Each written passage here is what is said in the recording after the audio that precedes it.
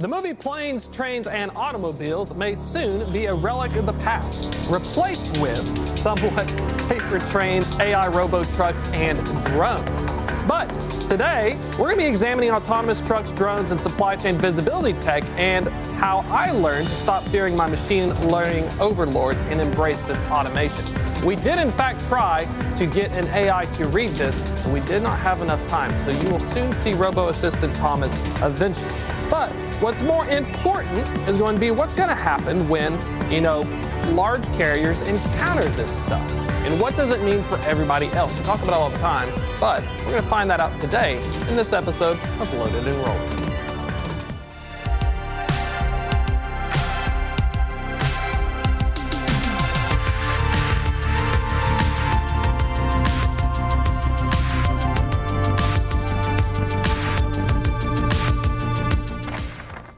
Well, welcome to Loaded and Rolling, folks. I'm your host, Thomas Wasson. Technology is everywhere around us, but just like the Wright brothers after their first landing of an airplane in Kitty Hawk, North Carolina, the next question often is, what's next? I like to think we're in a similar situation with the breathtaking advances in machine learning, vehicle tech, and data analytics. But my buzzwords aside, while that buzzword soup may indeed feel hearty, it's important to imagine what these impacts are and what extent may they have on the freight space. Luckily, though, as your friendly neighborhood trucking expert, we're going to dive in and see what these things are going to do and what this impact these emerging technologies will have. Will it be the Wright brothers? Will it be the wrong brothers? I'm an only child. Doesn't matter to me. Joining me to talk about the exciting changes that may impact a large truckload carrier near you is Walter Mitchell, CEO of Tai Software, a leading TMS technology platform. Now, he's been in the software and technology sector for over 20 years. So this gentleman has witnessed firsthand the meteoric rise and impact that technology is having on the trucking and logistics industry. Welcome, Walter. Hey, well, thank you. Appreciate that great introduction. Glad to be on the show. We finally got the prompter moving in the correct direction, but then I was very disappointed my AI assistant failed to help bail me out. So speaking of new technology, though, a lot of stuff going on, and we're hearing about autonomous trucks and drones. I want to focus on the drones first because I think it's fascinating. LTL carriers like UPS are apparently working on shooting the drones out of their LTL trucks. What do you think drone tech's going to be for actual trucking companies and, folks who are like hauling over the road? Yeah, I think that we're going to continue to see more growth on the drone side. And I remember a couple years ago hearing about drone usage in China and how they're using it not necessarily for local delivery, but for difficult to deliver places so that they could reduce the time of the trucks driving and make it a little less difficult to make those deliveries happen. So that's what I think we're going to continue to see is some growth and some changes in the way that the drones are being used and how often they're being used, right? And it makes a lot of sense. It's going to be easier to deliver packages, and if it's easier and cheaper to deliver packages, we'll see more and more of it.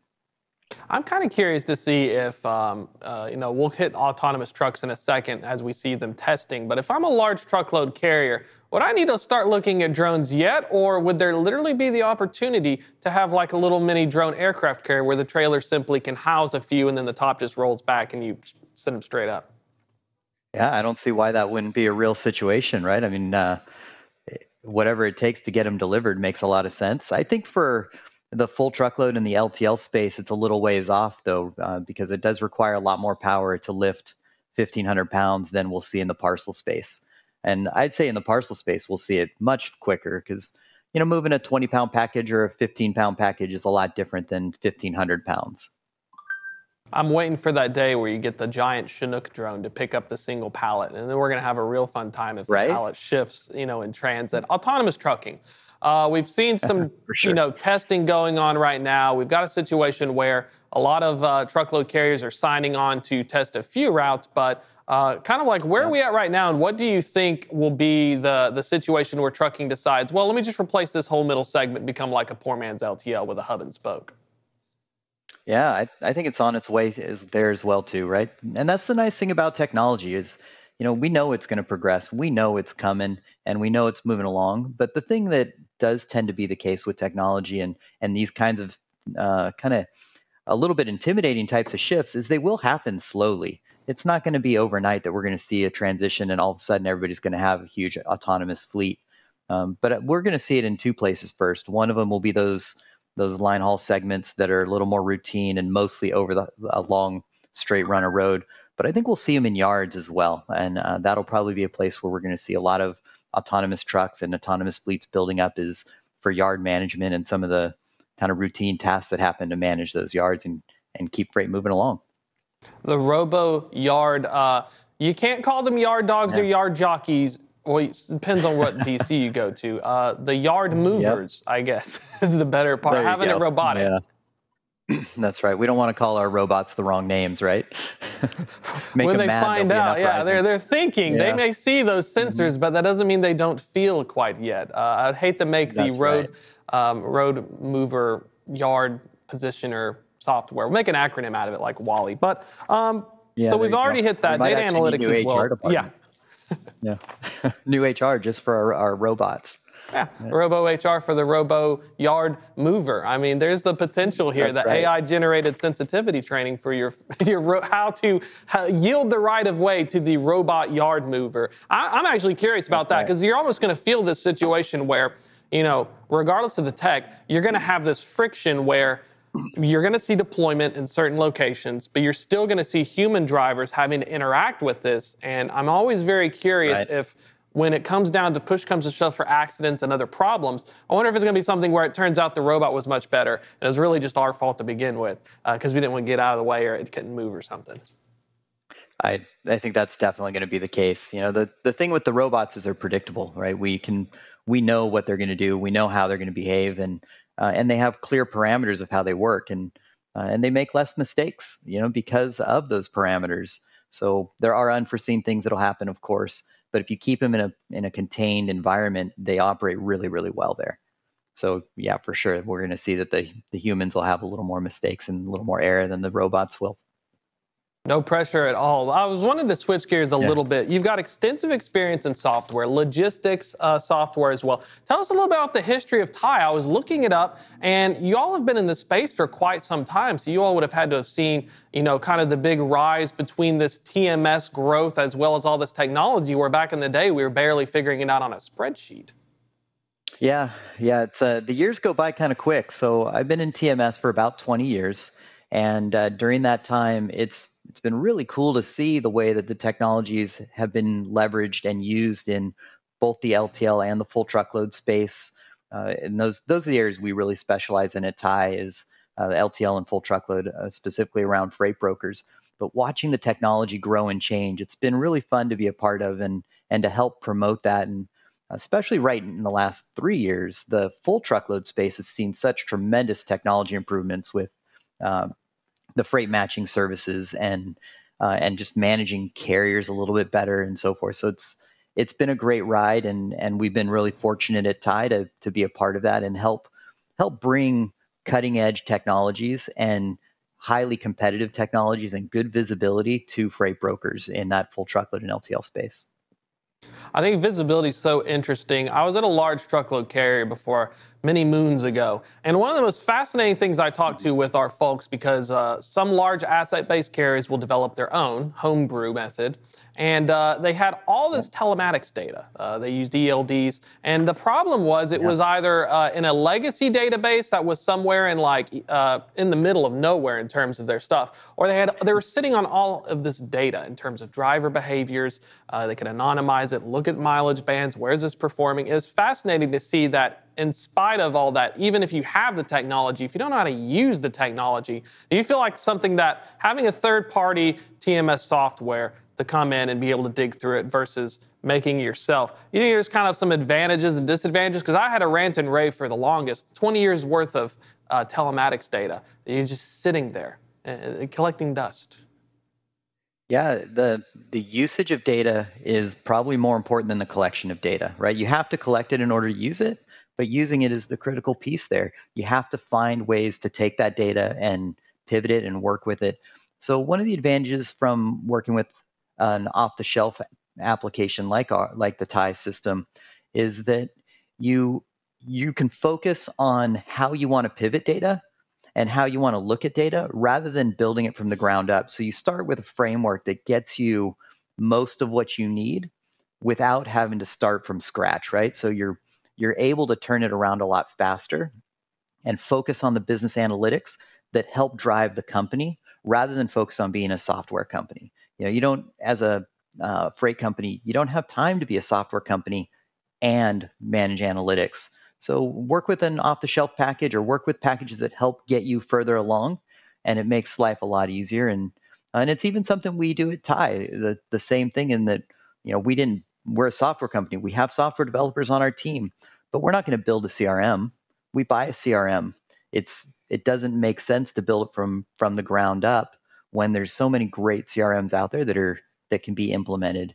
And so I think a lot of companies should think about that when they're making technology decisions: is what can I get off the shelf and add to it to achieve my goals, rather than let's bring a development team in here and turn ourselves into a technology company when really we should be specializing in freight. I've noticed that a lot, and it's really hard for change management. So we see this technology, we see the visibility platforms. Large carriers have their customers saying, "I want you to do this." So the carrier's begrudgingly maybe doing, a EDI or an API that's giving them this stuff. But what's amazing is just how hard it is for the trucking companies. They barely manage to operate operationally speaking. Now you're giving them the expectation of being a software company and then trying to hire devs, hire the teams. And I know in Chattanooga alone, it's not like we have people, you want to go to work for Google or Facebook or Apple or, FANG companies. Or you think that's one of the opportunities as well for specialization, in that, if you're a large carrier and you're in this visibility space and you have aging technology, is there anything you need to look out for? Is there any specific moment when you need to think about, hey, I need to purchase this off the shelf, or should I just give up? Because change management wise, I think it was Harvard said 50% or something failed when you tried to implement the new tech stack in the first place because of the issue with change management culture and legacy systems. Is there ever anything you should watch out for when you're in that high-level C-suite role and people are saying, "I need new technology," but you don't know if you want to make it homebrew or you want to purchase it off the shelf? Yeah, and I think that comes down to knowing what you want to be, and knowing whether or not you're a technology business first or a freight business first, or what you specialize in. So I definitely push towards purchasing software off the shelf and then working with that from there and building up on it. And the reason is, like you're saying, change management is a component that when you do build software internally, do you have professional software development processes in place? Can you deal with the changes of what that software is going to look like in 5 years? And that becomes a real significant cost that you don't always calculate when you think, I'll just build this up front. So that change management piece, a huge additional cost that goes along and requires that maintenance over time. So I would say that it's usually in your best interest to avoid that part of and that component, and work with tools that get you 80% of the way there, and again, build on top of that. Wanted to get your thoughts on AI as well. I did get to work on some AI-driven route optimization software at a startup and a large carrier. And one of the fascinating things we found out was that the AI would do a great job at optimizing the truck to the load, or even as a broker, the carrier to the load. But a fascinating thing, and I guess this is just people, it was really hard to determine if the driver or even the carrier, to what extent would they actually be able to execute on it. So I'm kind of curious to get your thoughts. When we're talking about this AI revolution, do you think that we may see more of it being deployed when the autonomous portion is fleshed out and you remove this human element? Or do you think there's an opportunity in software development, even a TMS or other provider, to say, hey, here's a driver scorecard. Here's do drivers go like a standard distribution, or is it more of an 80-20? I think it's Parento, it's an Italian guy. He wondered why all the stuff in Italy was controlled by 20%, had 80% of the land. So there's two different types of principles. What are some of your thoughts on that? I always wanted to pick the brain of folks smarter than me, because the drivers were so pesky, but you could never get them to find out if they go 400 miles or 600 miles. Just mess everything up. Yeah, that's been a really fun part of the transition that we've been seeing over the last couple of years, and especially right now with Chat GDP being so dominant in the media. right? But that technology has been around for a little while. And what we're seeing from the technology side is underneath the covers, AI is being used everywhere today. And machine learning tools are being used everywhere, but they're mostly hidden to our day-to-day activity. Like, for example, when you're working with your Apple phone, your Google phone, AI is being used in pretty much everything you do, but we don't notice it. And that's where we're going to see that trend continuing, is that the AI and the machine learning tools are going to be built in right into what we're doing every day, and we're not even going to know that it's happening. So we're going to see that route optimization, and maybe it'll be a combination of some traditional algorithms plus some machine learning, and you put those things together to solve the problem in the most compelling way. And I think that's where we're really going to see the drivers, and that's where AI can really provide a huge value, is that supplementing some of the decision-making processes to help us at the end just solve the problem, regardless of whether it's machine learning, if it's what technology is being used. The key element is about solving the problem. And that's one thing that I like when you mention ChatGPT, because a lot of folks we have these chatbots that are able to ask questions, gather information, and process it. And we're also having, technologies now that can hold somewhat conversations. And I'm very fascinated, either from a TMS standpoint or even a large carrier. I'm shocked that nobody has figured out yet that I used to be a dispatcher. I had 55 trucks. Imagine that I had a digital AI assistant that when a driver shot me a message, it would filter it through first. It would pick up the keywords, it knew the weights, and it could literally assign it to where driver would press a button on his phone like you talk to your personal assistant like Siri or whatever. And you say, hey, I've been stuck at this shipper for 5 hours. I need some help. And then it literally filters it up and it makes a ticket for me. And then it goes driver XYZ at shipper 5 hours. And then it automatically provides visibility for customer CS team. Or if you're a broker, driver can send it to the broker who also has the API with the customer, and it almost feels like we're missing out on this. I know there's a lot of roadblocks, but do you think that's something that could work potentially, that we may start seeing in the near future, is relying more on these chatbots and allowing it to take some workload off of your brokers, off of your ops team, and streamline this process? Absolutely. There's no question that the technology is available today. We can accomplish that today. It's really a question of somebody going around and building it and adopting it. So an example of it would be in the Tai TMS today, we have an AI tool that helps us read emails, and it reads the email, extracts information from it, creates a shipment, and then can generate a quote and even reply back to the quote. But what we noticed when it comes to the AI is, even though we can do that and we can reply back with natural language so it sounds and feels like it's coming from a person, what we found is that in our case, a lot of the brokers still want to interact with it. They want to be able to see and review it on their own.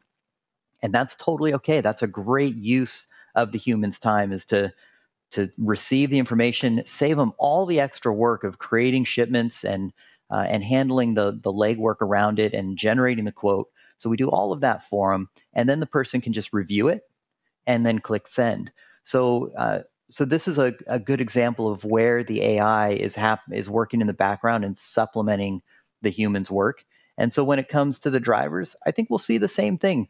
Somebody soon, I'm sure, will start implementing a chatbot that drivers can use a little more diligently to do their work. And when that happens, we'll start seeing humans supplementing it where the chatbot stops. And those automated chatbots are everywhere right now, and they're honestly save a lot of time too. That's what I'm thinking about is the first folks, maybe you all are working on some similar things, which this is very fascinating. I'm kind of taking a little detour here. If I was in an operations role, whether it was a brokerage or a carrier or an asset, my biggest problem was I needed to identify the problem quickly. I'd liked it presented enough to save me some of the mental bandwidth of trying to figure out where did I get to from here. What's our current step? What happened previously? And what should I do next? That's a really fascinating thought, because you have the potential to review these problems and it pre-condenses them for you detention alert. If I had somebody that auto quote for me, Yeah. that is amazing. What's crazy is it's going to get better. Another topic we need to talk about one day is, does that mean that brokers become market movers? Because even though they're on the small corner of the spot market, eventually with this technology and optimization, it moves really quick, kind of like commodities, and it becomes a pure play commodity because of how this tech evolves. But do you think that's eventually what, or as a TMS maker as well, do you think that's something that consumers need, they just don't know yet, where you have a mobile application, you can press it and chat to it and say, hey, I'm having problems, message the company, and then it goes straight upstream and takes out a lot of the weight? Because that was my biggest problem. We used to have, one TMS I used, we used to have AS400. So here's a fun one. You ever go through an AS400 and it just gives you instances, doc issue, loaded, review this, check this, and it was all just one thing. And the second one was little alert boxes in a mobile browser style segment. And what would be fascinating is I still had to think. I had to pull up the order, pull up the email chain, pull up the driver, pull up this.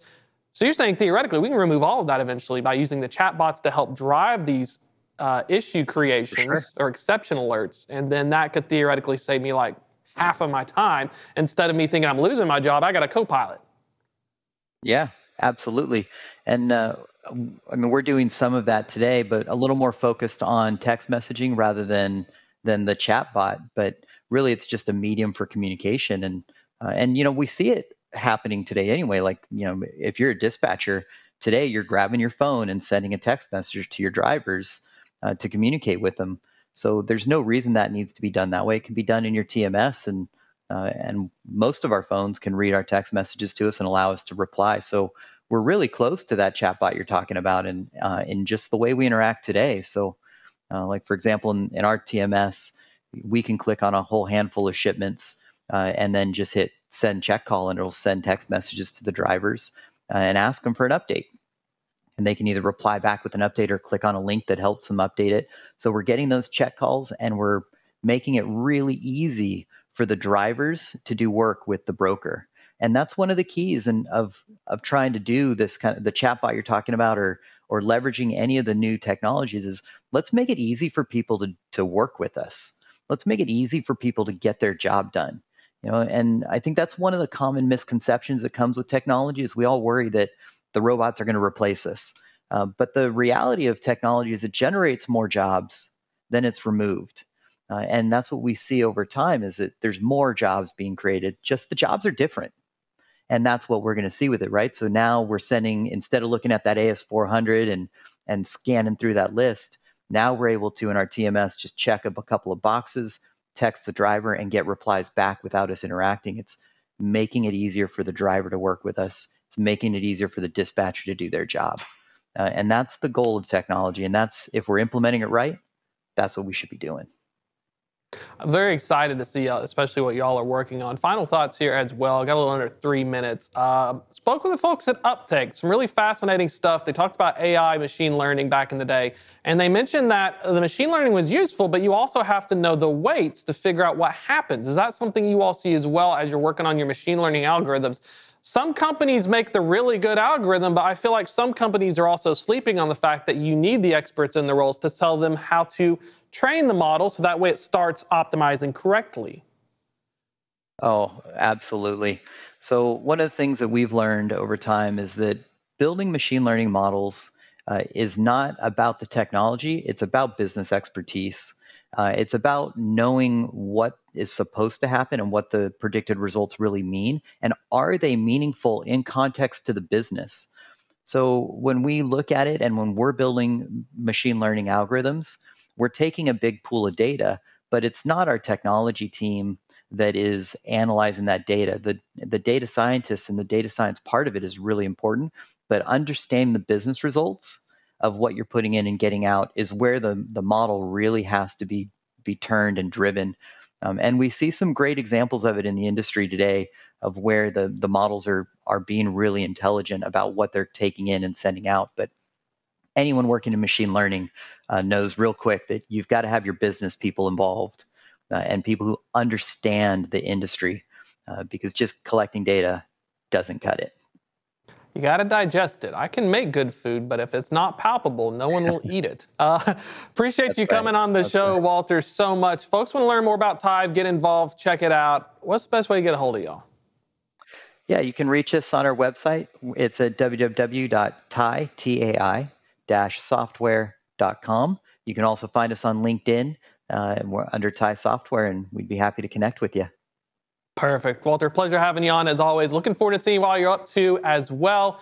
We're going to see if we can get those drone aircraft carriers too. I'm going to be looking forward to that. Love it. We're going to we'll have to continue this conversation again. Sounds great. I'm ready for them too. Thanks for having me today. Appreciate it. That's going to be a wrap for today. But a little bit of housekeeping, of course. You can always catch this show live at 1 p.m. Eastern here on tv.freightwaves.com, or check out the other stuff. We're on Apple and Spotify by like 5 p.m. today for this episode, probably. Additionally, we have the Loaded and Rolling newsletter. Check it out, freightwaves.com/loaded and rolling. Comes out every Thursday at 2 p.m. So a lot of fun stuff going on there. Check out what the folks Tive are working on. Always amazing stuff. That's going to be a wrap for today, though, folks. It's been an absolute pleasure. This is Thomas Wasson signing off.